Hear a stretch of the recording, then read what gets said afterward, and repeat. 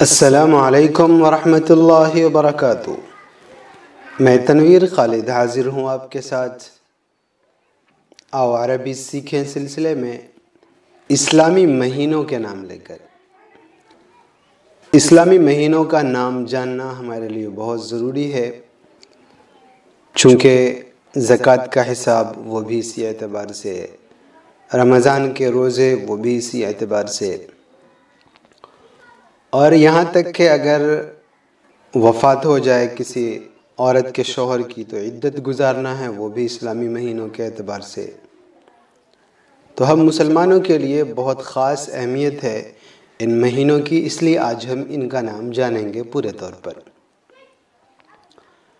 سب سے پہلا مہینہ ہے محرم الحرام، دوسرا مہینہ ہے صفر المظفر،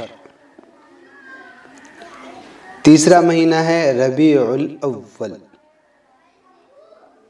یہ نبی پاک صلی اللہ علیہ وسلم کی پیدائش اور آپ صلی اللہ علیہ وسلم کی وفات والا مہینہ ہے۔ ربیع الثانی یہ چوتھا مہینہ ہوا۔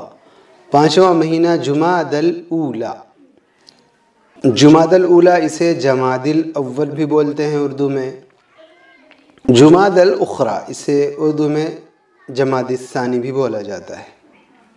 رجب المرجب، شعبان المعظم، یہ شعبان میں شب برات اور شعبان کے بعد رمضان کا چاند نکلتا ہے۔ رمضان المبارک اسے آپ جانتے ہی ہیں۔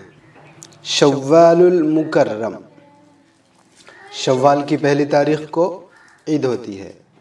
ذوالقعدہ اسے اردو والے ذیقعدہ بھی بولتے ہیں، ذوالقعدہ بھی بولتے ہیں۔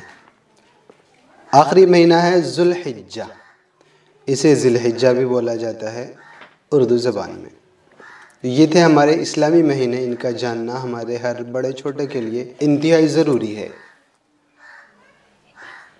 اسلامی مہینے لکھی ہوئی شکل میں باضابطہ انگلش اور عربی میں جامعالعلوم.org پر دستیاب ہیں، آپ وہاں جا کر اسے ڈاؤن لوڈ کر سکتے ہیں۔ تو اتنے پر اجازت دیں، والسلام علیکم ورحمۃ اللہ وبرکاتہ۔